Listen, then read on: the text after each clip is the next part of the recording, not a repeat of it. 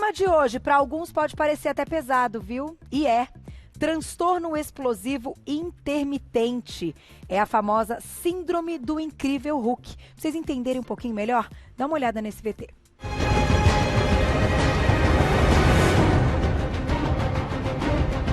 Criado em 1962 pelo roteirista Stan Lee e pelo desenhista Jack Kirby, o pacato cientista Bruce Banner, ao ser exposto a uma grande quantidade de radiação gama, tem seu DNA modificado.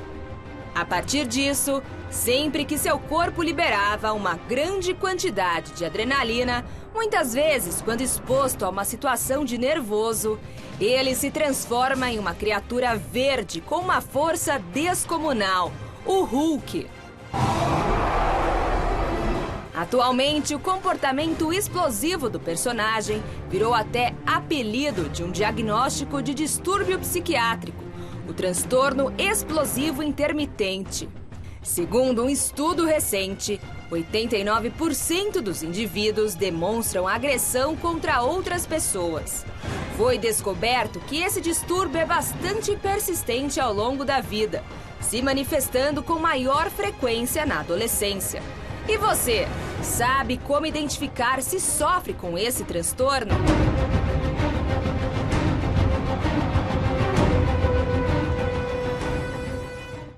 Tá aí, pra gente falar sobre isso. Olha que coisa, né? A gente vai emendando uma coisa na outra. Enfim, vamos ver o que vai rolar do nosso papo, que eu tenho duas grandes convidadas e o papo vai ser bom. Te convido para fechar a nossa roda. Quem tá com a gente hoje é a psicóloga Thaís Rabané. Bem-vinda, tudo Obrigada, bem? Prazer tê-la aqui. E também a nossa terapeuta comportamental, Lucy Gameiro. Bem-vinda. Obrigada. Que nesses momentos aí tá sempre também... Eu brinco que a Lucy põe lenha na fogueira. E assim que é bom, né? A gente tem que ajudar, né? De certa forma, não é um assunto leve, é de fato um assunto pesado. Por isso, eu já peço que a gente coloque aí uma questão também de um respiro para falar sobre isso. Porque senão fica difícil, né, gente? Fica realmente maçante. E quem passa por isso, e se você quiser entender se isso pode estar acontecendo na sua vida, já vai ter um teste para vocês fazerem junto com a gente. Vamos lá. Lucy Gameiro, começo contigo. Pois é. Que coisa, né? É síndrome do incrível Hulk. Ou pavio curto. Ou o famoso pavio curto, tá aí. É exatamente assim que a gente interpreta? Que situação, assim, porque com o VT que as meninas mostraram, eu achei super bacana.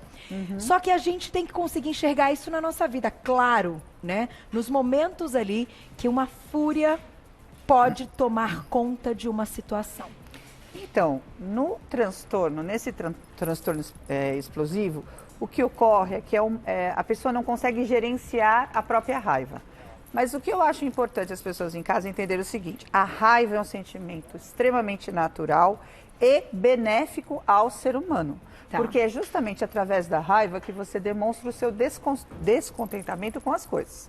Então vamos entender, assim, não é porque a pessoa tem raiva que está sofrendo desse transtorno, entendeu? Tá. No caso do TEI, que a gente fala que é esse transtorno explosivo, intermitente, a pessoa não consegue controlar essa explosão. Tá. E normalmente está associada a situações tolas, fúteis. Não é porque, tipo, aconteceu uma coisa grave séria, me ofenderam e aí no momento, né, da forte emoção eu reagi. Não. É isso que caracteriza o transtorno. Entendi. Existe? Então a gente precisa focar nisso. Não de é uma porque... coisinha boba...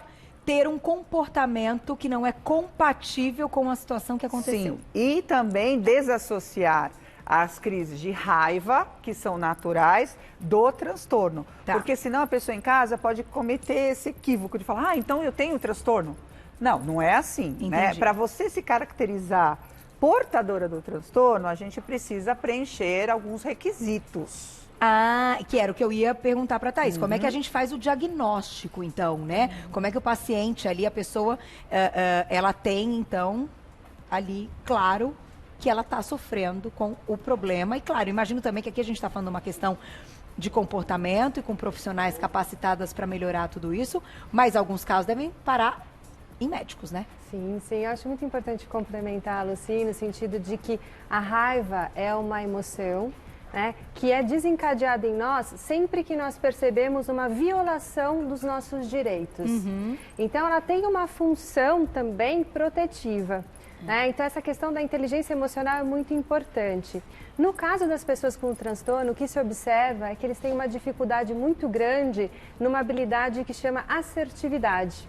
E aí ele tem uma dificuldade de modular o humor, por isso que eles são afetivamente estáveis, têm uma instabilidade afetivamente. Tá. E o que acontece é que às vezes eles têm dificuldade de colocar limites em algumas situações ao longo do dia e às vezes acabam explodindo em uma situação mais simples. Entendi. Então fica completamente desproporcional. Né? Então, de repente, aquela Passa pessoa... ali como uma pessoa realmente agressiva, tipo assim, tá doida, tá louco, né? Exatamente, ela foi tentar fazer uma ligação, o telefone não funcionou, ela joga o telefone na parede e quebra o telefone. Entendi. Né? Então, assim, então é desproporcional. Você vai falar assim, como assim? Eu tentei fazer uma ligação, o telefone não funcionou e de repente, né?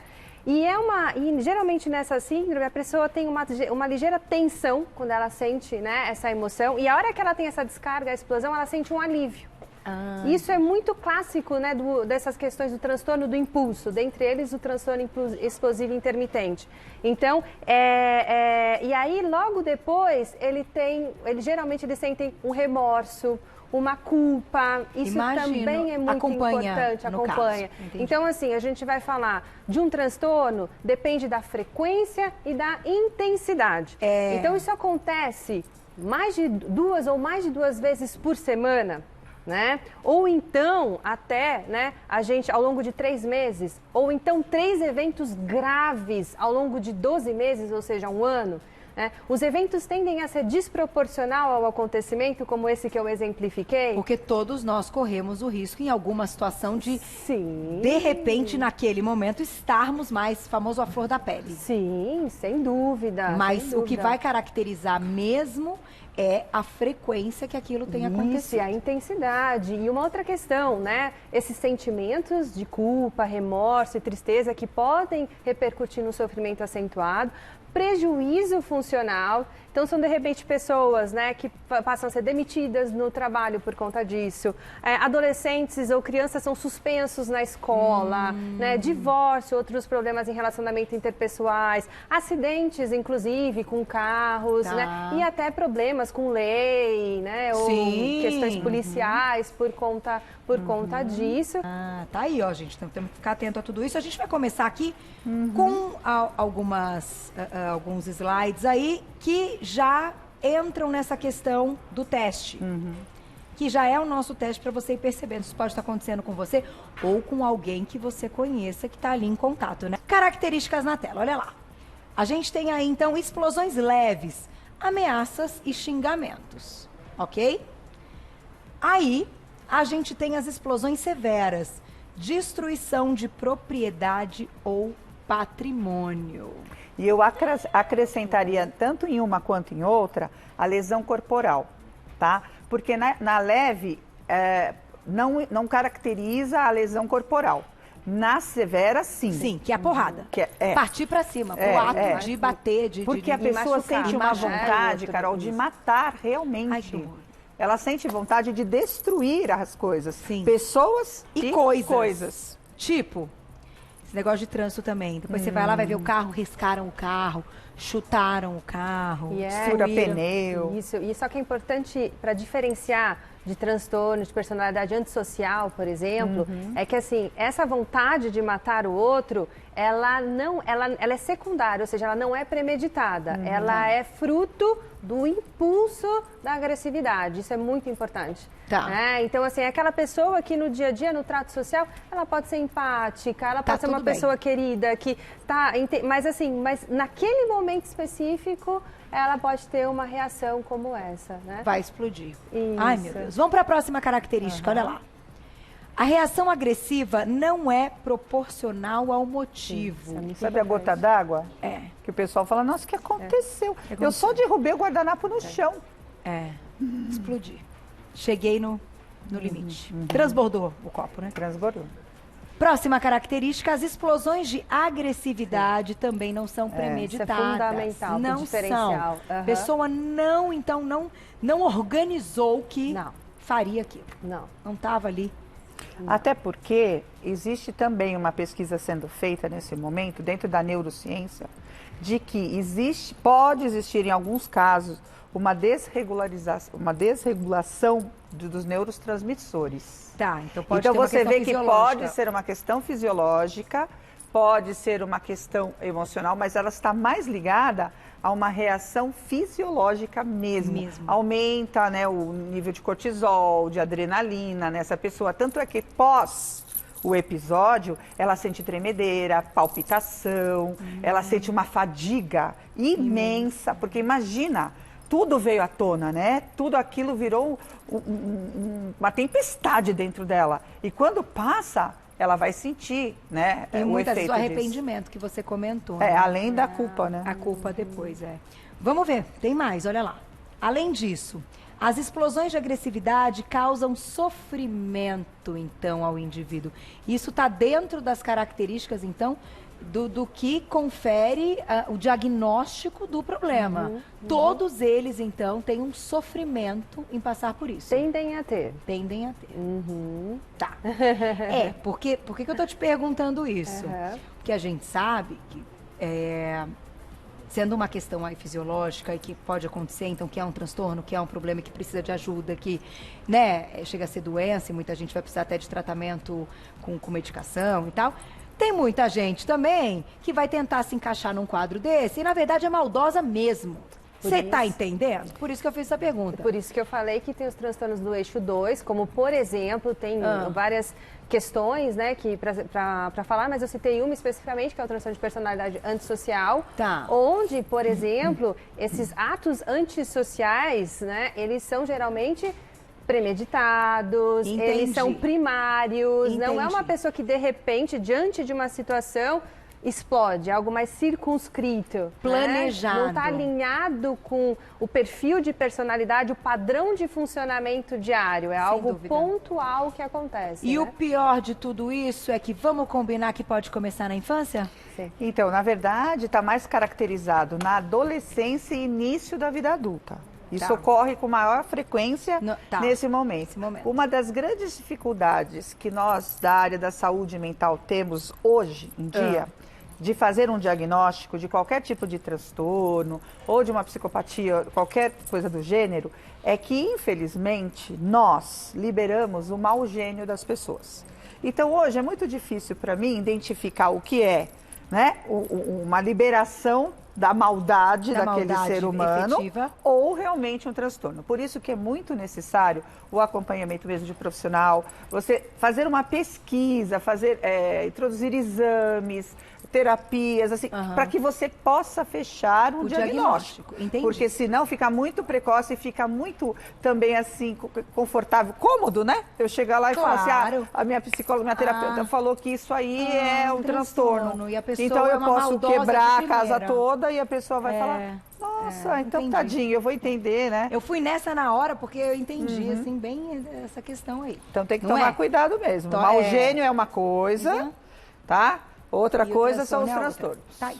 Tem mais uma característica, ó, pra gente fechar aí pro nosso teste, então, que é o seguinte, os ataques agressivos não têm ligações ao uso de substâncias como álcool ou drogas, que é aquilo que eu tinha comentado, não tem. Só que é importante considerar que pode acontecer, né, o diagnóstico ele pode ser feito a partir dos 6 anos de idade, a despeito de acontecer com mais frequência. Eu tenho certeza. Né, na adolescência e no início da idade adulta e decair a partir dos 50 anos, nós temos aí o diagnóstico ele pode acontecer aos 6 anos de idade. E eu acredito que seja muito importante nós identificarmos eventualmente uma pessoa que sofre, porque essa pessoa pode buscar ajuda. Existem profissionais capacitados, né, psiquiatras, psicólogos, trabalham em conjunto para encontrar o melhor tratamento e ajudar essas pessoas. Para qualidade de vida. Exatamente, né? Então aqui a gente está falando de ajuda, então aquela pessoa que é o esquentadinho, mas traz um prejuízo gigantesco. A pessoa é uma pessoa que pode perder oportunidades de trabalho, é uma pessoa que pode comprometer relacionamentos, perder pessoas pessoas que ama, porque Sem de dúvida. repente não consegue controlar esse impulso. E alguma coisa ali desencadeia o Vai te surto, tirar do- entendeu? Então não adianta só a pessoa falar assim, eu vou me dedicar a mudar o meu estilo de vida. Mas ela realmente vai precisar de um acompanhamento profissional, porque isso vai além da sua capacidade De mesmo conseguir não controlar, tomar o ato. entendeu? Então você fala, vou fazer uma atividade Gente, física, muito sério pra espiritual, quem passa por mas isso não vai ser suficiente, infelizmente. Infelizmente. Entendeu? Mas não se enganem. Tá cheio de gente maldosa também, que tem nada de transtorno não, hein? Fiquem espertos. Vamos fazer nosso teste, Não então? esse, né? Porque tem não outros esse, transtornos tem que outros. caracterizam as pessoas Não esse. ditas maldosas. Vamos então para o nosso teste na tela. Agora sim você vai responder junto com a gente. Você explode pelo menos 2 vezes por semana? Anote aí. O que você considera dentro das características que a gente falou de explosão. Número 2. Os comportamentos agressivos são desproporcionais aos fatos? Então, assim, foi só uma sujeirinha. Foi só um sem querezinho, né? Você não premedita seus comportamentos agressivos? Então, eles acontecem, estava tudo bem e, de repente... Gostei do... Hulk, né? Sei lá, a gente tá falando da coisa do Hulk. Próximo, olha lá. Você costuma sentir vergonha ou culpa depois, então, dessas explosões? E você costuma jogar ou quebrar objetos na hora da raiva?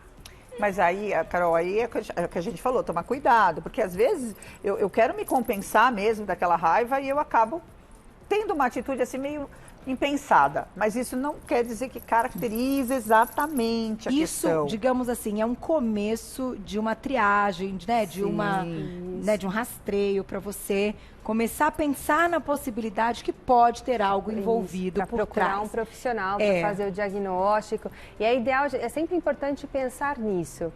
Provoca um sofrimento, traz prejuízo no seu dia a dia. Aham. Né? Esses são critérios fundamentais para a gente diferenciar o dito normal do patológico. Sem dúvida. Né? E a questão da frequência e da intensidade. Aqui ele colocou, você explode 2 vezes por semana, né? Mas você pode pensar também, já aconteceu durante um período, nos últimos 12 meses, já aconteceu 3 situações graves, porque esse é um outro critério também. Tá. Né? E aí, não só para a pessoa que está assistindo, mas também os familiares, os amigos. Entendi. Né? Porque essa pessoa precisa ser ajudada, ela pode ser ajudada, a gente tem recursos, então existem alterações no funcionamento dos neurotransmissores, e aí um médico psiquiatra vai fazer uma avaliação para Sim. que possa ser prescrito o medicamento adequado. Tem um psicólogo que vai fazer esse trabalho em questão da assertividade, de avaliação do contexto social, de ensinar ele a resolver problemas, porque isso tende a diminuir o estresse e, portanto, Sim. evitar essas exacerbações.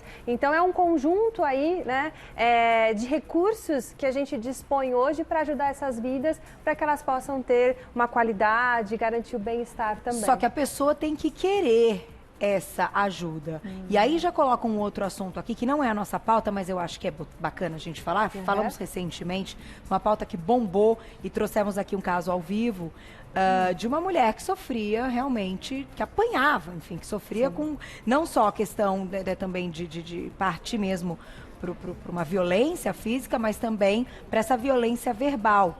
E aí, nos 2 casos que a gente ouviu de personagens que estavam aqui ao vivo, então quem quiser acompanhar tá lá no YouTube, o que me chamou muita atenção é que o começo daquela violência, ele é semelhante a isso que nós estamos falando aqui. Ah, mas peraí, ai, caiu o guardanapo.